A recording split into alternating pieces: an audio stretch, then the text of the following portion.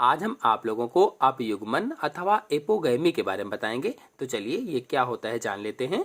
अगुणित भ्रूणकोश में यदि अंड के अतिरिक्त किसी अन्य कोशिका जैसे सहायक कोशिका अथवा प्रतिमुख कोशिका से भ्रूण का विकास हो जाए तो उसे अपयुग्मन कहा जाता है। अर्थात जो हैप्लॉइड एम्ब्रियो सैक होता है उसमें जो अंड कोशिका होती है, एग सेल होती है, उसके अतिरिक्त किसी सहायक कोशिका से यानी सिनर्जिड सेल से या एंटीपोडल सेल से अगर भ्रूण का विकास होता है, एम्ब्रियो का विकास होता है, तो उसे ही अपयुग्मन या एपोगैमी कहा जाता है। चलिए इसको चित्र के माध्यम से समझ लेते हैं।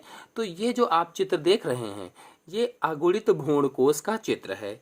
अब इसमें देखिए ये ऊपर वाली जो कोशिकाएं हैं इन्हें प्रतिध्रुवीय कोशिकाएं कहा जाता है या एंटीपोडल सेल कहते हैं, चाहे आप प्रतिमुख कोशिका भी कह सकते हैं। और ये जो नीचे वाली कोशिकाएं हैं, नीचे वाली कोशिकाओं को सहायक कोशिकाएं, और जो बीच में नीचे वाली में ही जो बीच में एक कोशिका है इसे अंड कोशिका कहा जाता है। नीचे 3 कोशिकाएं हैं, 2 कोशिकाओं को अगल बगल वालों को सहायक कोशिकाएं कहते हैं और जो बीच में है इसे अंड कोशिका कहा जाता है। और ये जो बीच में देख रहे हैं आप इसे द्विध्रुवीय केंद्रक कहा जाता है। तो ये पूरा मिलाकर के क्या हुआ, अगुणित भ्रूण कोश हो गया। अब परिभाषा में कहा गया कि अगुणित भ्रूण कोश में यदि अंड के अतिरिक्त यानी अंड कोशिका के अतिरिक्त, तो अंड कोशिका कौन सी है, ये जो 2 सहायक कोशिकाएं आप देख रहे हैं इसके जो बीच में है ये अंड कोशिका है। कह रहा है कि अंड कोशिका के अतिरिक्त अन्य कोशिकाएं कौन सी है, इन कोशिकाओं को छोड़कर अन्य कोशिकाओं में ये 2 सहायक कोशिकाएं हैं और ऊपर प्रतिध्रुवीय कोशिकाएं हैं या एंटीपोडल सेल्स हैं। तो अन्य कोशिकाओं चाहे वो सहायक कोशिकाएं अथवा प्रतिध्रुवीय कोशिकाओं से भ्रूण का अगर विकास हो जाता है तो उसे ही अपयुग्मन कहा जाता है।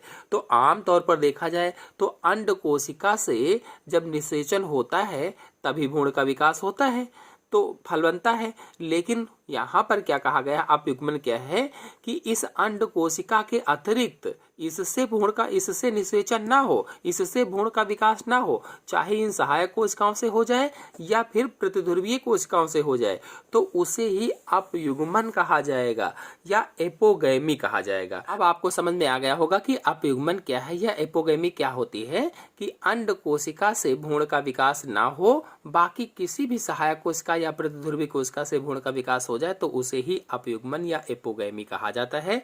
और आपको बता दें कि अपयुग्मन विधि से निर्मित सभी पौधे बांधे होते हैं, यानी जितने भी इस विधि से पौधे बनते हैं वह सभी बांधे होते हैं। बांधे यानी बांधता होती, उसमें फल और बीज का निर्माण उनमें नहीं होता है क्योंकि ये अगुणित होते हैं, या कह लीजिए कि हैप्लॉइड होते हैं, एन होते हैं। उदाहरण के लिए कौन कौन से उदाहरण इसमें हो सकते हैं, जैसे लिलियम है, ये पौधा है, लिस्टरा ओबेटा है, ये सब पौधे जो होते हैं ये अपयुग्मन से निर्मित हुए पौधे होते हैं। चाहे वो लिलियम हो चाहे लिस्टरा ओबेटा हो, आदि ये पौधे क्या हैं, अपयुग्मन या एपोगैमी के उदाहरण होते हैं।